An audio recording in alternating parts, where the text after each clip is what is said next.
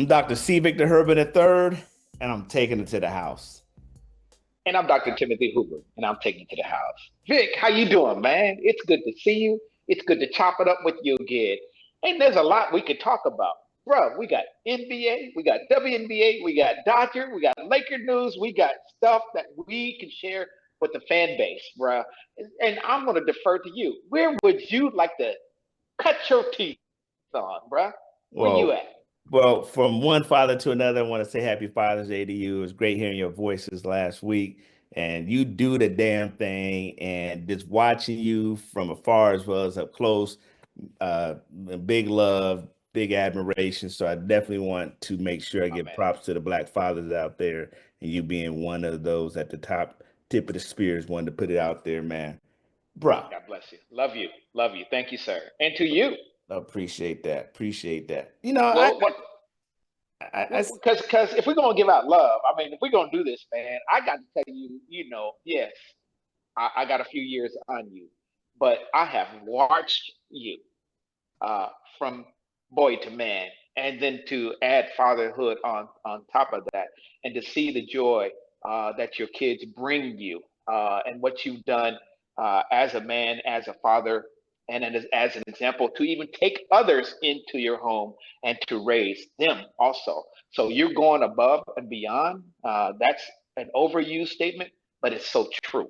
It's impactful, and you're making an impact in your community, and your community starts in your home. So I salute you, sir. appreciate that, baby. I appreciate that. So, on the topic of fathers, what will Halliburton's father say right now? Oops. He would probably say, wrap that thing up, throw some dirt on it, get back out there. I don't know. But I know he has nothing, no, no bullets in the chamber right now because it's based on his son and the son's availability.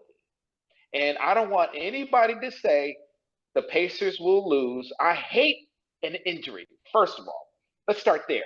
I hate that he has an injury because I want everybody to be at full capacity so that when we play, when we win, when we lose, I don't care which team you choose for. You just want everybody to say, well done, you've given me your best, and that was it. I don't want it to be Kareem Abdul-Jabbar, he's hurt.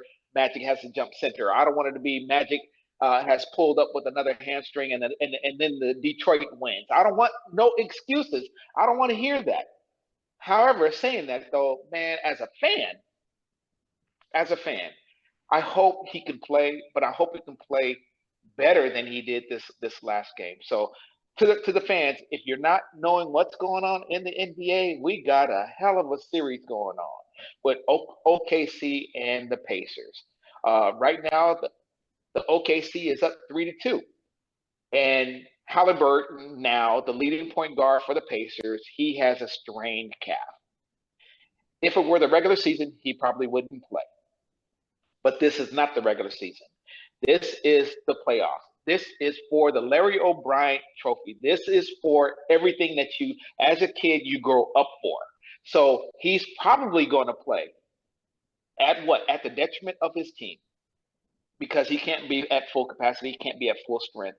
When you got a couple other players on the bench, and this was where Carlisle, the coach of the Pacers, has to make the decision what's best for the team. You almost have to take the player out of the game. So you're asking about Halliburton's father. How about Rick Carlisle as the father of the Pacers?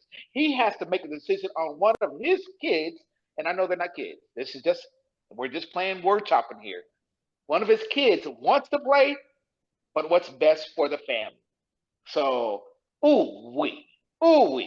I don't have an answer on Halliburton's father, but I'll toss it back to you. What would he be saying today? He better take that towel, sit down. Bruh. So I do got to ask a medical question. How serious is this injury? And I say that because this is the championship game. You know, the cliche we grew up with, are you hurt or are you injured? Right. Is he hurt or is he injured? Because if it's a 3-2 game, do you go to the point where the last two games you don't play and then you lose at home? We watched what Brunson had to do last series, and a couple other players had just said, "Look, it's now or never." So that's my first question to you: how serious is this injury? Okay, let's talk about what we know. Look at his performance in last game. I know you asked a medical question, but I'm going to say Rick Carlisle will make a decision based on his past performance. That's what I would do. So this is a very serious injury because I will talk to you and lead you to case example number one, Exhibit A, Kevin Durant, calf strain, sat out, let it rest, came back, pop, Dang. Achilles tear, gone. So this can be very serious, or you can keep it to this point where you can heal and protect him from himself, as well as protect him from further damage or injury. And then you're also, if he does get injured and have that Achilles tendon tear, we're talking about maybe 2 seasons that will be lost. When this, and so yeah, this is a big decision. It's that serious, but I think you have to protect the player from himself. I would, as coach and as team doctor, I'd sit him out. He doesn't want it. I get it. I understand it, but I would sit him out. It's because of the risk. And will he get hurt? We don't know. Can he get hurt? Yes. And that's all I need to hear, because you do have to make the best interest of the team, the player, and a potential dynasty. They made it this far last year, at least the Right. Eastern Conference Finals. So they are in their window. Hey, they made it further than the Lakers have. They made it to the championship game. So, Yeah. we start looking at, are you in your window? Obviously, they're showing they can be considered one of the teams in the East that you need to start thinking about. All year, we looked over them. Okay, you got the Cavs #1 seed, you got the Boston Celtics, you got all this stuff. And so now you get to a point where it's like, oh wow, who are these guys? You had the Knicks. Who are these guys? So they're in their window. The other part I'll say, when you have a chance to win, you win. Right. The thing about Halliburton, because we're so deep into the playoffs, against all players, let's say all players, you Right. don't play around with your food. He Right. had a couple games where he didn't come deliver. So we can talk choke game and he's doing all these things, but the games he does not show up, he does not show up. Right. I mean, He's it been is very, like, yo. yeah. So you can't play with your food. If we already know that OKC is the #1 rated team, best record, historic levels, and you hit them in the mouth game one, so you took away home court advantage. You cannot come around and play with your food, because injury, it doesn't matter if it's first quarter of game one or last minute of game seven. Right. So you can't play with your food, man. And so I know there's a couple of games where he didn't show up. And so here Yep. it is. Now, when we need you to show up, you can't. I would uh Rick Carlisle, I'd play the long game. I'd sit him out this game. Uh we've been playing all year long, and one of the things that have gotten us this far is the depth of our team. And so we have guards. We have good guard play. Uh they may not be used to starters minutes, but this time last year Halliburton was hurt also. So, you have been here before. Trust the team. Trust what you've done all year long. Don't change up now. And maybe there is a seventh game. I believe the Pacers can win one game without Halliburton being a high performer or even on the court. And so play the long game, sit him out. But if there is a game seven, you best believe he would play. He will play. But this game, he needs a day of he needs a week off. He needs a couple weeks off just for that healing process. So it's rest, it's recovery, it's treatment, it's TENS unit, it's ice, it's heat, and it's stretching, and it's more 24/7 continuous care for that calf to not pop on you. which leads to an Achilles tendon tear, and that would be the last thing. And you're talking long-term problems now, not just a Game 6 and Game 7 problem. So, do you think they got enough firepower now to beat OKC in one game? Because I Well, say the way JW showed up the last couple games, man, they got a two-headed monster now. They add Chet. I'm starting to have memories of what OKC the early 2000s couldn't do when you had Durant, all Westbrook, right, all Harden. right. I mean, do you think now? How, okay, okay, okay. All right. Now, the better question is, did you think we're going to be tied 2-2? Did you think it was going to be a sweep No. to begin with? And the reason why I asked that question is the Pacers and OKC, you said it. OKC was the favorite. They were that good. They were that good. If they were that good, why didn't they just sweep them? No, the Pacers are good enough to not be swept. So a few minutes ago, you're talking about don't play with your food. And so where was J Dub for two of those other games where they lost? Here's what I'm gonna and here's what I'm gonna say. Both teams are so inconsistent. Nobody can call it. So yes, the Pacers can win a game without Halliburton. Yes, they can because OKC has been inconsistent. To be the number one team in the NBA, to be the number one seed in the NBA, and to be that dominant all year long, and then get to this point, the finals, and now not show up. So scared, so afraid that the coach changes his starting lineup before the first game. Bit him in the butt. They lost. He stays with that same rotation in the second game. They happen to win, but they're at home. What happened the third game? Switched it up, didn't he? He sure did. And he's back to his regular season rotation, and everybody's back and slotted where they should be. So that's how Jalen Williams, who's been inconsistent all year long, can get back and do what he has been doing. Excuse me. He was inconsistent all series long, back to what he was doing in the season. It's being that number two, that Robin to a Batman of SGA.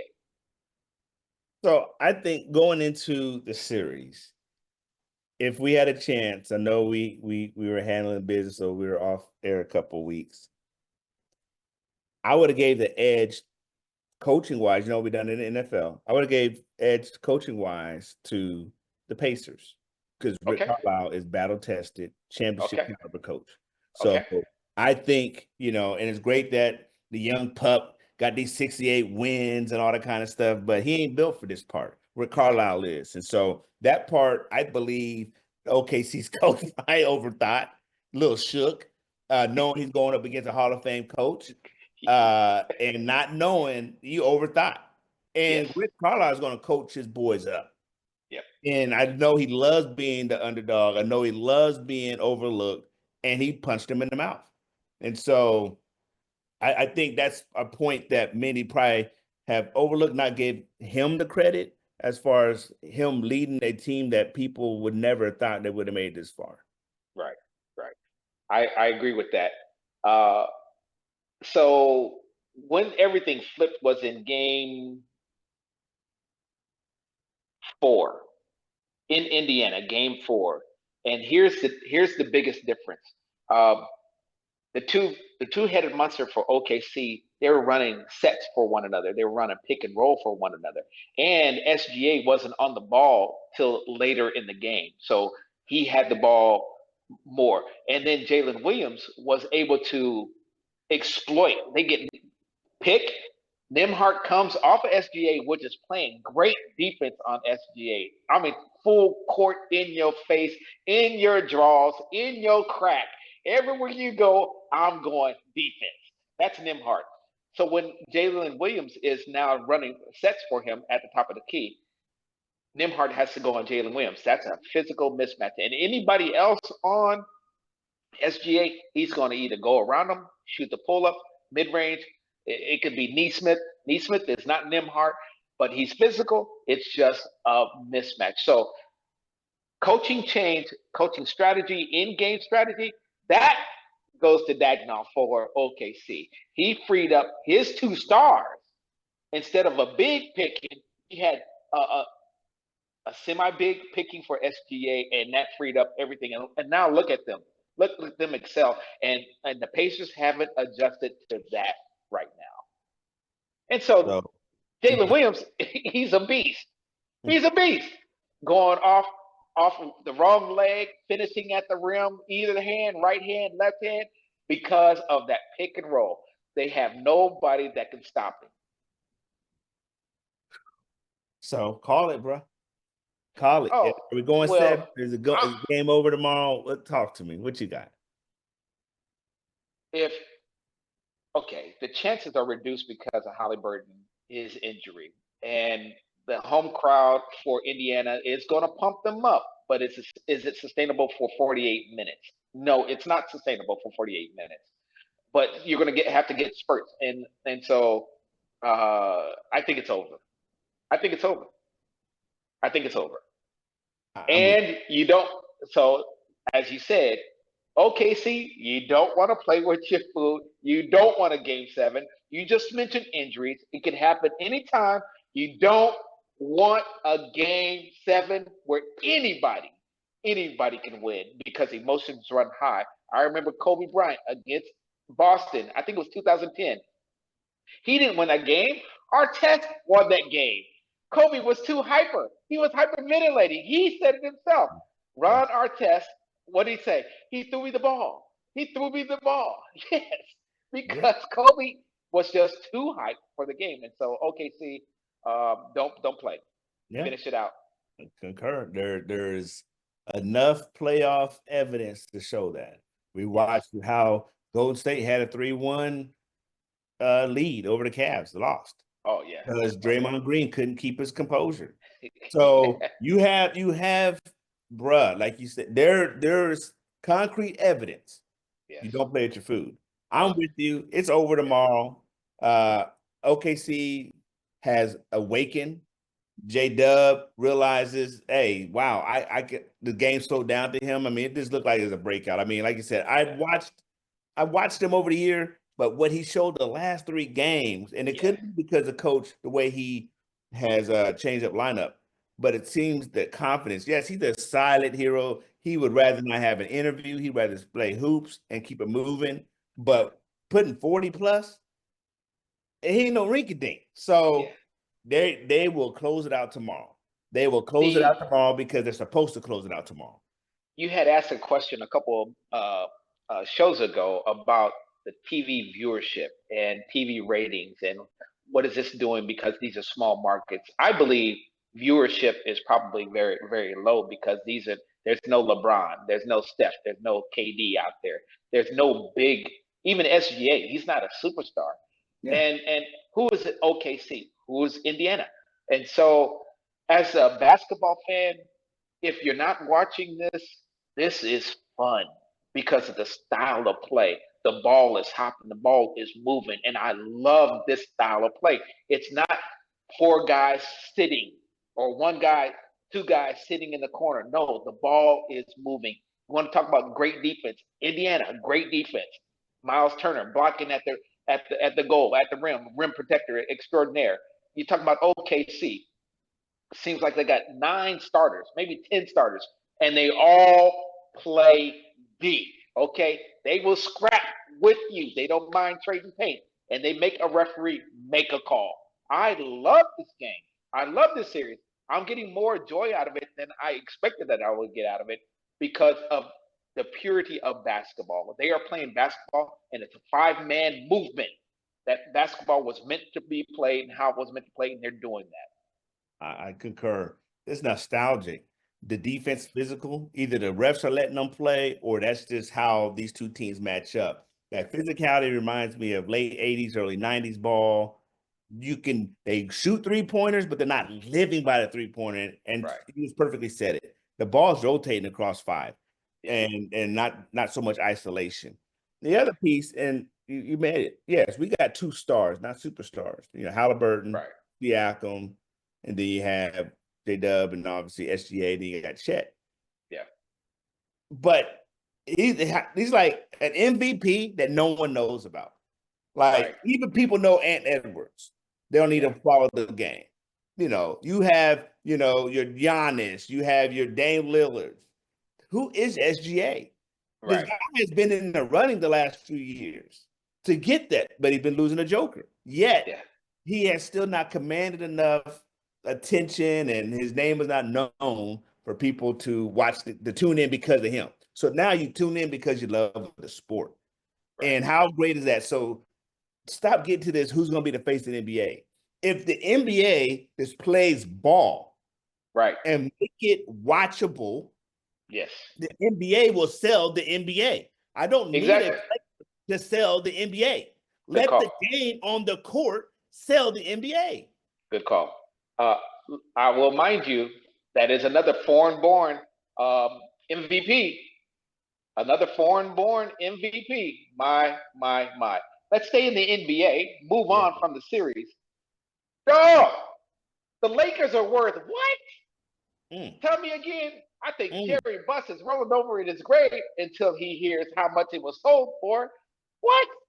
$10 billion? I didn't say millions. Add another zero. $10 billion. Uh, here's my take. Great for the Lakers. We need an infusion of new marketing, new ideas, new management, because the old is tried and it's old is not true. Besides that, it was Jerry Buss's team and not his kids' team. His kids did. We got 2 championships, okay, with the kids, and I'm spoiled. I'm spoiled. But it was the off the court, it was behind the scenes kind of mess that I don't want to hear about. I want to hear about a potential trade. Just make the trade. We shouldn't hear about it. I want to hear about Kurt Rambis's wife in the front office. I don't want to hear about Magic Johnson like Patty Betty. I quit. I don't want to hear that kind of stuff. I want managers to manage. I want players to play, and I want the executives to do executive decision like stuff. But let me just be a fan.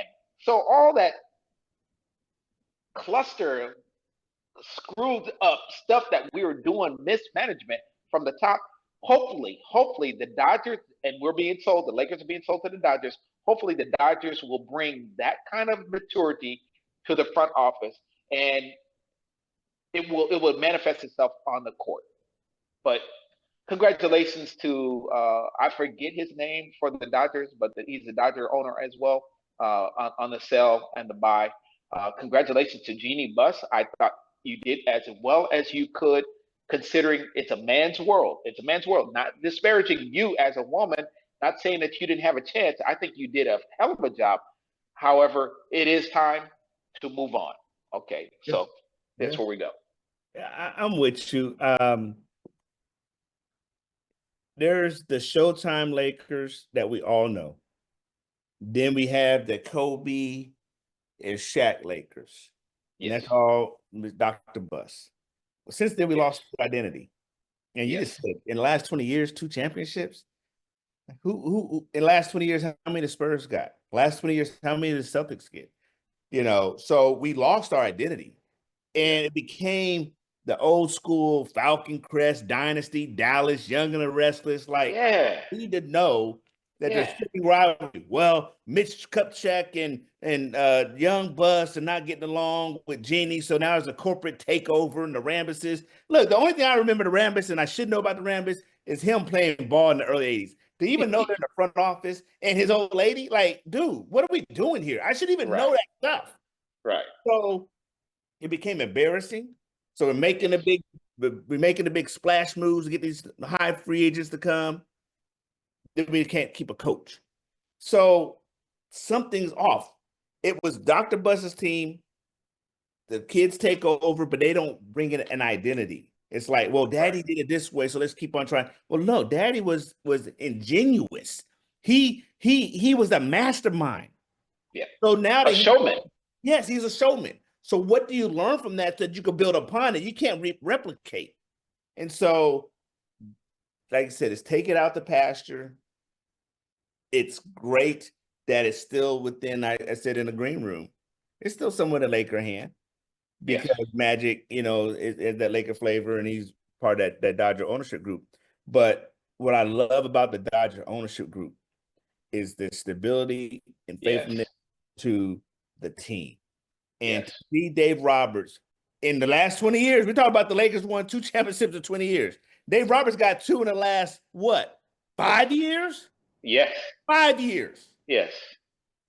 And been in the World Series how many times? 7, 8 Yeah. times in the last Yeah. 10 years? Yeah. Dave So, Roberts, he's tenured. He ain't going nowhere. so when we talk about an ownership group, you're all in my belly. We're talking about leadership. Talk about an ownership group. We want stability. We want predictability. We want survivability. Then we want sustainability, and then we want to win ability. So what I see happening now is again the structure, the organization being aligned to be who we are as a championship caliber organization on and off the court. So I'm excited what they'll do. Again, if Jason, dang, I forget our coach's name. If JJ Redick is our guy, There we go. if JJ Redick is our guy, and the ownership believes in that, then he could be the face. He can be that Dave Roberts of our NBA of LA, and then bring back some stuff to Titletown. Because right now, when it comes down to front office management, the Celtics are kicking our ass. Yes. And rightfully so. So we're gonna do something on the West Coast, do something. So I think this is a great shakeup, man. Yeah. Yeah. And let's not forget, man, the Dodgers don't mind spending that money, baby. They don't mind spending that money. So let's see what they do. Let's see what it means for the player and personnel on the Lakers top 15. Let's see what happens. Yeah. WNBA, man. We were talking earlier. We got some scrappers out there, man. We ain't talking about the little girls with ponytails with cute little nails. No, we're talking about they will get into your chest, bro. I am so loving it, the competitive spirit, and why not? They're getting paid more, not equal or on par with the men. It's not that, but the exposure, and I would call it, and people don't want to say it, but the Caitlin Clark effect. What does that mean? What does that mean? Exposure. It means you're getting larger venues to play your basketball game. It means there are more people that are looking at you. And that means there's a branding to the WNBA. That also means there's going to be more money available. So great. And it just so happens that Caitlin Clark happens to be the linchpin for all this. You can give her credit or not. That's beside the point. But I tell you what, there are some people that don't want to hear it. And it's the players that don't want to hear it. We got former players that said she's going to have to earn the stripes. We got current players that said, I'm going to give her some stripes. And stripes as in nails, they're going to wear her out. So they're scrapping because they either are jealous or ain't going to give her no love or respect, or she's going to have to earn it. And I liken it to Michael Jordan. Michael Jordan, coming out of North Carolina, won a championship, had all the skills, was that dude. Magic and Larry were already in the league, so it was the NBA was booming, was no longer a tape delay. It was prime time. Here comes Michael Jordan, and he has more talent, more skill than both Larry, and more athleticism, more than Larry or Magic, and he has to take over their throne. Oh, he just so happens to be in the same division as the Pistons. The Pistons weren't having it. And every time he would come to the key, he got an elbow. They put him down on the ground. So Caitlin Clark, guess what? The league is established. We have other stars. You're not the first. You won't be the last, but you're going to have to earn everything that you get. You keep playing and doing your thing. I'm a fan. I love watching what you do. I love the 30-foot 3-pointers. I love what you've done for the team as a fever. They're going to go to the playoffs. They went to the playoffs last year. Excuse me. I love that, but you're going to earn it from the opposing team and players. They're not giving you anything. They're going to make you earn everything. So yeah, bro. Last night, poked in the eye. Last night, knocked to the floor. Then her teammates come to her aid and her help, and it looked like it was going to be the Malice in the Palace all over again. Thank goodness it didn't get that far. But I will tell you, the competitive juices and fandom is going to rise just to see because of that effect, if you will. WNBA is fantastic. So a couple seasons ago, we spoke about how our attention has shifted to women's college basketball because Yes, it's more competitive. We get to follow the players, you get to know the players, yes, and it's now carrying over to the WNBA because you watch and you fall in love with these players. It reminds me of the early 80s when most NBA basketball players played 4 years. right, It was not an anomaly. They played right, 4 years, right. maybe three, and they got out. So to be able to follow these players, and we just talked about Paige from UConn, winner championship, and now you watch like they're household names now, man. Yes, Last night I watched or this morning I watched Sports Center, and so yes, they lead off with NHL playoffs and how the Panthers win, and following that, they went to the WNBA, bro, about 5 or 6 highlights of different games before they got to the Dodgers game. When the Dodgers, Shohei and everything, like I'm watching the first 30 minutes and I'm so dug in, like, oh man, what's happening in WNBA? I'm looking up, finding out the stats. I'm looking at standings, and to see these women out there loved the game. yes. You love the game when you scrap it. And it wasn't just that game. There was another game they had a fight, and the girl and the woman got tossed, and she was laughing all the way to the locker room, like, "Yeah, now what?" And talking trash. And so to bring that to the game, that when we look at our NBA, we talked about how this championship itself is brings us some nostalgia of the 80s and 90s. Well, WNBA right now makes it feel to me at 80s, 90s ball because they're balling, they're physical, they're talking trash, and I could fall in love with that NBA, that version of basketball Yes, because the ladies are going to shoot it from the outside, but it's paint driven. yeah. And It's below the rim. yeah. And what was funny last night, like I said, Caitlin got poked in the eye, and so they scrapped. And then a couple plays later, Yama, she said 3-pointer. Girls I talk about your eye now. Like, I mean, it was so then that woman goes down and then she gets hard fouled. Man, it was just great. It's so now you watch it because they're doing court justice Yeah, because it's like, look, Caitlin's our person. That's our star. And the funny thing about it, this is her second year. So it's like she's getting rookie treatment second year in. Like, hey, I'm an established player. So now y'all coming for me? yeah, Okay, so it's going to be great to follow her career. It's still going to be great to watch Angel Reese's career. But right now, I could say Caitlin is getting the attention, and I, yes, I like I like your comparison. She's getting the Michael Jordan treatment. Like she may become the face of the league, but you do yeah, got your different faces. When we had Jordan, yeah, Barkley, yeah, Ewing, like yeah, multiple faces, but Jordan would be in the center. Right now, I right, see it. Caitlin in the center of the WNBA, the right. face of the league. You got Angel, you got Boston, you got Paige, you got all these other ancillary players that are just that are superstars, but the league is going off of Caitlin's energy, man. This is great. Yeah. Hey, man, and before we close up, let's get back to the Dodgers real quick. Shohei on the mound. What? Shohei on the mound, and then 4 minutes, 5 minutes later, he's back on the field. Excuse me, back at the plate. Couple RBIs. Dodgers are playing against Padres right now. We're up to it's a 4 game series. We won the first two. I am in love right now with just sports. I know you're a football guy, but basketball is king right now. Basketball is king right now. But look what baseball is doing. We're right in the middle of baseball season, and we're barely even talking about it. But Shohei needs to be talked about. He needs to be talked about. He hit 100 miles per hour on a couple of his pitches. He True. hit 100 miles per hour. He just had Tommy John surgery a couple years ago. Bruh, can I tell you, I'm scratching my head right now on his potential as an ace and and still hit 40, 50 home runs.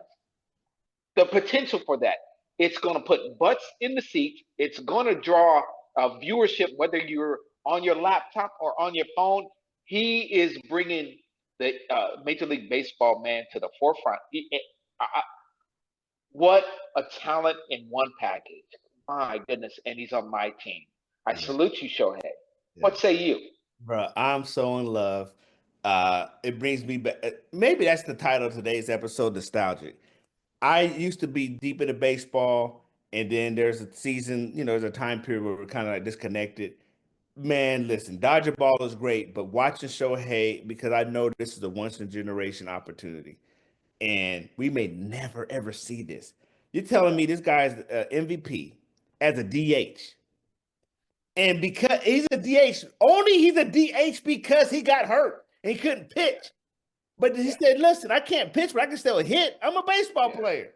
yeah, So then to see him recover from Tommy John, and they said, "Listen, we're gonna give you a couple warm up innings," and then Joker hits 100 out of 27 pitches. They're like, "Okay, hey Thundercat, let's sit down a little bit." Like, yo, just the potential. right. And look, I know our producer hazes up and talk about LA stuff, but from a baseball itself, man, to see this uniqueness, Yes, this dude can hit. Dog, we're just talking about hitting home runs and pitching. What about he stole bases? yes, yeah, This dude is amazing. he is. So how to have him part of a winning team that is our team is great because he was rotting to die in an elephant graveyard at the Angels. So to For the see Angels, him yeah. being appreciated and being recognized, man, oh my goodness. So Yeah. the next year it's on. I mean, when I say that, I'm empty nesting. Bruh. We gotta go to San Diego, catch one of them games. We gotta catch the one game Okay. San Diego, San Francisco. We going. Say no more. Say Uh, no more. yeah, it's on. Well, I just want to close out the show, man. One, thank you, fans, for tuning in. We know this season it's promotion season. What I mean by that is kids are graduating, going on to the next grade. So I want to salute the kids right now for every graduation and every promotion that you're going through. Having said that, we got kids that are out of school. So you guys that are driving your cars, please be careful. The kids are out. So kids safety is paramount to me. We got to take care of the kids because they are our future. So have a wonderful summer this year. Water safety is just as important too. Just uh, be careful. Don't drink and swim. Please don't drink and swim. Just be very, very careful. We want you all to get through the summer, have a good time, and look out for the kids. I'm Dr. Timothy Hoover, and I'm taking it to the house. Hey, y'all, I want to tell everybody happy Juneteenth tomorrow. If you don't know about Juneteenth, read your history, but that's the day for those enslaved individuals were actually recognized as free. June 19th, and that happened in the great state of Texas. So again, it's great that that's a nationally recognized holiday, federally recognized. I give homage to my brother-in-law, whose father, Mr. Dr. Ronald Myers, was pivotal in working that until it can be recognized as a nationwide and federal recognized holiday. So I am Yeah. Black history, but that is our history. Yeah. Enjoy it. Dr. Stephen Herbert III, take it to the house. I'm out.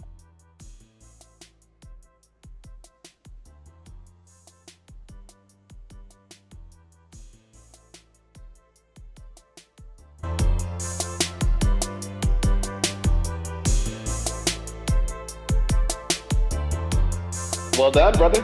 Well done. Sure.